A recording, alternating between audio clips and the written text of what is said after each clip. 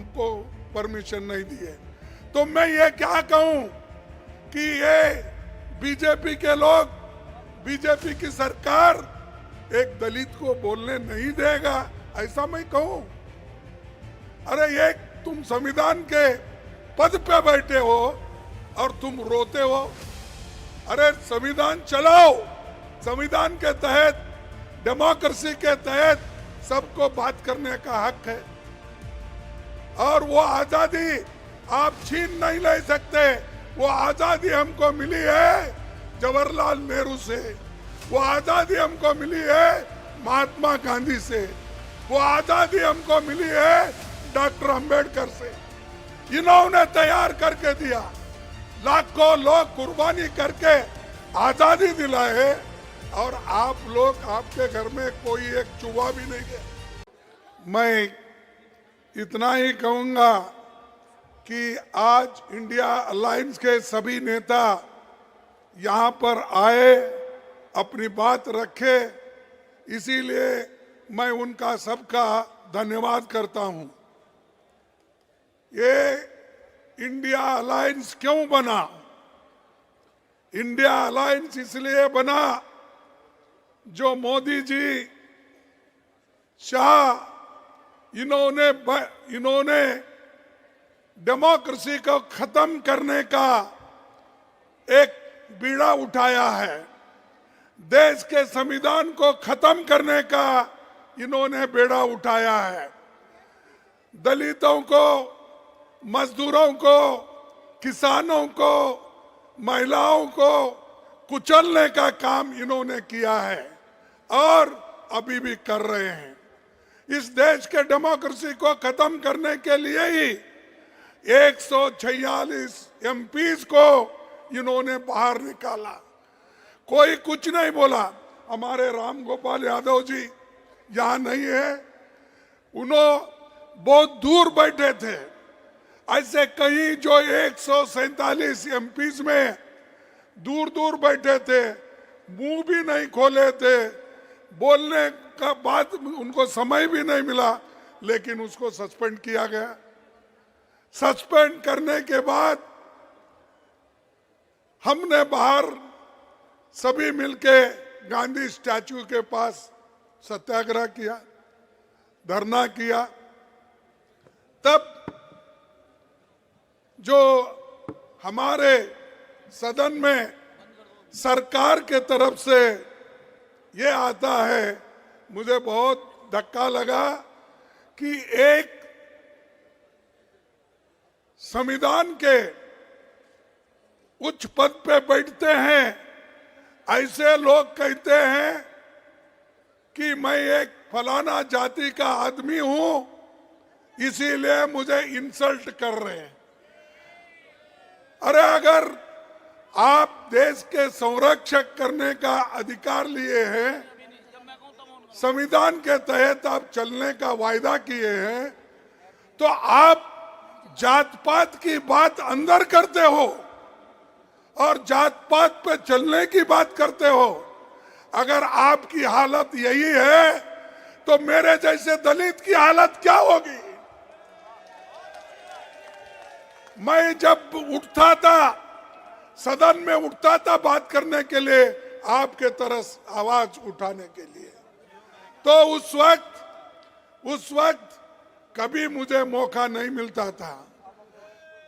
जब कभी भी देश में जब महिलाओं के ऊपर रेप होती है, जब कभी दलितों के ऊपर, दलितों को कुचला जाता है, किसानों को मारा जाता है, मजदूरों को मारा जाता है और संविधान के धज्जे उड़ाए जाते हैं, उस वक्त हम खड़ा होके जब नोटिस देते हैं, नोटिस पढ़ने को भी हमको परमिशन नहीं दी है। तो मैं ये क्या कहूं कि ये बीजेपी के लोग, बीजेपी की सरकार एक दलित को बोलने नहीं देगा, ऐसा मैं कहूं? अरे ये तुम संविधान के पद पे बैठे हो और तुम रोते हो। अरे संविधान चलाओ, संविधान के तहत, डेमोक्रेसी के तहत सबको बात करने का हक है और वो आजादी आप छीन नहीं ले सकते। वो आजादी हमको मिली है जवाहरलाल नेहरू से, वो आजादी हमको मिली है महात्मा गांधी से, वो आजादी हमको मिली है डॉक्टर अंबेडकर से। इन्होंने तैयार करके दिया, लाखों लोग कुर्बानी करके आजादी दिलाए और आप लोग, आपके घर में कोई एक चूहा भी नहीं गया आजादी दिलाने के लिए, है गया। और वो हमको कहते हैं देश को ये बर्बाद कर रहे अपोजिशन के लोग, देश को ये लोग यहाँ पर डेमोक्रेसी नहीं चलने देते, ये कहते हैं। सबको बाहर निकाले आप, सभी एमएलए को, सभी एमपीज को आपने बाहर निकाला और सभी कानून अनअपोज्ड आपने पास कर लिया। 3 क्रिमिनल कानून ऐसे हैं, आगे आने वाले दिन में वो सारे सिटीजन्स को सताएंगे। अच्छे कानून को हम स्वागत करते हैं, किसानों के लिए भी ऐसा ही किया, मजदूरों के लिए भी ऐसे ही कानून लाए। तो इसलिए भाइयों हमको लड़ना है और ज्यादा से ज्यादा एक होकर हमको लड़ना है। तो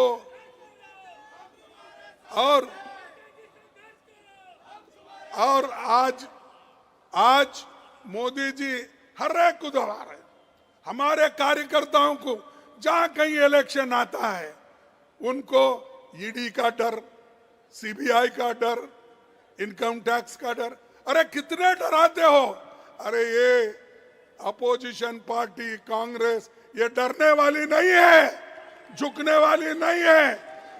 अगर आप कितनी भी कोशिश करो, आप मोदी साहब आप कितनी भी कोशिश करो हमको मिट्टी में दबाने की, हम बीज हैं, बार बार उठने की आदत है हमको।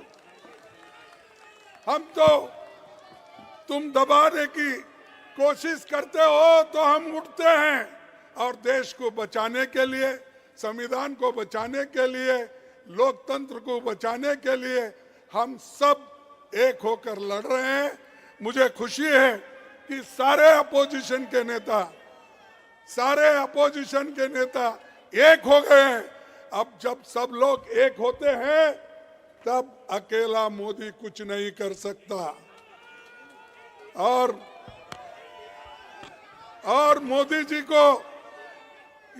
जी को इतना घमंड आया है, इलेक्शन से पहले ही कहते हैं कि 400 सीट जीतेंगे।